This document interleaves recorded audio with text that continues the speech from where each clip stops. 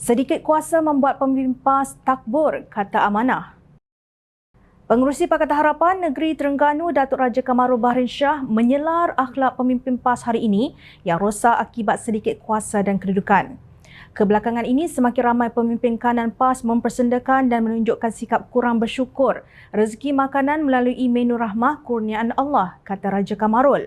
Menurut beliau, jika mereka daripada kalangan anak muda mungkin dianggap kurang matang atau tidak cermat dengan kata-kata, sedangkan mereka daripada taraf ahli jawatan kuasa nasional, ahli parlimen dan exco negeri.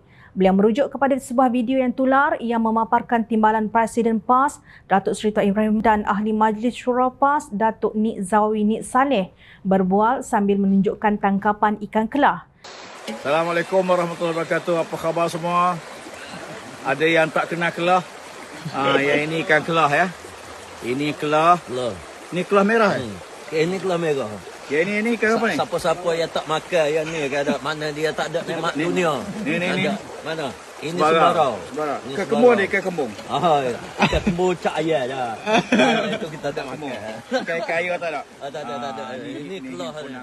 Ini kelah merah. Mereka juga memperlekeh serta menganggap ikan kembung taraf rendah cap ayam dan hanya ikan kelah yang baik.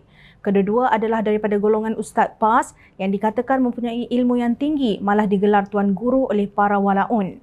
Raja Kamarul juga membangkitkan mengenai sikap ahli parlimen PAS dari Kapar, Halimah Ali, yang menganggap menu rahmah boleh membahayakan rakyat dan dikaitkan dengan kanser serta autisma. Beliau seorang doktor perubatan. Terbaru, seorang exco kerajaan PAS negeri dalam sebuah video TikTok membuat komen memperlekehkan rezeki makanan di hadapan beliau serba kurang dan tanpa kuah sebagai tahap yang rendah. Orang ramai menyangka beliau menyindir menu rahmah, ujar Raja Kamarul. Beliau berkata dahulu pimpinan PAS tidak bersikap demikian. Mereka tidak merendahkan makanan rezeki dari Allah, tetapi sekarang mereka seolah-olah orang kayangan bertaraf VVIP. Adakah setelah merasai nikmat menjadi pentadbir kerajaan Malaysia dan negeri, mereka meninggikan diri dan tidak lagi peka dengan kesusahan rakyat biasa tertekan yang menghargai setiap rezeki makanan termasuk menu rahmah dengan penuh syukur, bidasnya. Ketua Amanah Terengganu itu juga menemplak sikap pemimpin PAS yang takbur dalam pangkat sehingga sanggup menyimpan hasrat untuk menjatuhkan kerajaan yang menang pada pilihan raya umum ke-15 lalu, seperti yang tersirat dalam kenyataan Presiden PAS Tan Sri Abdul Hadi Awang di dalam dan di luar parlimen. Apabila kerajaan sedia ada sedang berusaha menstabilkan negara dan membaiki ekonomi, Presiden PAS pula mendoakan kejatuhan kerajaan setelah kita bertukar Perdana Menteri 4 kali dalam 5 tahun. Ilmu serta pangkat dan kedudukan tanpa kebijaksanaan tidak cukup untuk pemimpin PAS menjadi pemimpin dan contoh yang berwibawa yang boleh dihormati. Nampaknya kejayaan sedikit di dunia ini telah membawa mereka hanyut ke arah takbur, katanya. Raja Kamarul melihat pemimpin PAS lebih dihormati sebelum menjadi kerajaan pusat, tetapi selepas berkuasa 33 bulan di Putrajaya, mereka berubah sikap membesarkan diri. Betullah kata-kata nasihat, manusia selalunya berjaya diuji dalam kesusahan, tetapi ramai yang gagal diuji dalam kesenangan walaupun mereka dari parti yang mendakwa sebuah parti memperjuangkan Islam, tegas beliau. Satu dunia menjadi saksi ketakburan pemimpin PAS. Pada 13 Februari, dalam satu catatan di Facebook beliau, menyerang konsep Malaysia Madani yang diperkenalkan oleh kerajaan sebagai percubaan menipu rakyat dan seluruh dunia kerana ia terlalu jauh daripada makna sebenar yang ditunjukkan oleh Rasulullah sallallahu alaihi wasallam.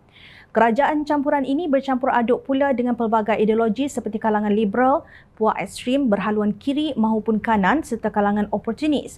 Malah mereka disertai oleh kalangan yang dipertikai integritinya seperti bekas banduan, kluster mahkamah, korunisme dan nepotisme yang menjadi gejala dalam kerajaannya, katanya. Abdul Hadi menuduh kerajaan perpaduan dihurung isu salah laku. Makin hari makin terdedah perkara-perkara yang melibatkan soal salah laku sehingga beberapa orang pemimpin dalam komponennya sendiri membuat teguran secara terbuka kepada media melalui lisan dan tulisan menyentuh prinsip dan integriti yang menggoncangkan kedudukan mereka, dakwa timbalan pengerusi Perikatan Nasional itu. Abdul Hadi adalah bekas duta khas Perdana Menteri bertaraf Menteri ke Timur Tengah yang makan gaji buta kerana tidak ada yang signifikan untuk rakyat Malaysia dilakukannya ketika memegang jawatan tersebut. Ironisnya, pada 21 Februari, bekas Ketua Penerangan Bersatu Datuk Wan Saiful Wan Jan menjadi ahli kluster mahkamah apabila didakwa di Mahkamah Session Kuala Lumpur atas pertuduhan melibatkan projek Jana Wibawa. Hakikatnya selain Wan Saiful, salah laku yang terdedah itu dilakukan oleh pemimpin Perikatan Nasional termasuk Abdul Hadi sendiri yang menjenamakan rasuah pilihan raya umum sebagai sedekah. Apabila pada 13 Februari iaitu hari yang sama Abdul Hadi mencela Kerajaan Madani yang di-Pertuan Agong bertitah bahawa idea kerajaan perpaduan dicetuskan oleh baginda dan memuji konsep Madani, terus Tuan Ibrahim mempelekeh dengan dakwaan kononnya titah tersebut ditulis oleh Kabinet. Setelah dikecam, bekas Menteri Alam Sekitar dan Air ini memohon maaf sekiranya timbul kekilafan terhadap dakwaannya. Saya sudah memberi penjelasan berhubung kekilafan berlaku dengan speaker. Saya fikir ini tidak perlu dipanjangkan kerana kita banyak isu penting, kata Tuan Ibrahim tanpa sekelumit kekesalan. Demikian kita menyaksikan Allah Subhanahu Wa Taala menterbalikkan aib kepada golongan yang takbur.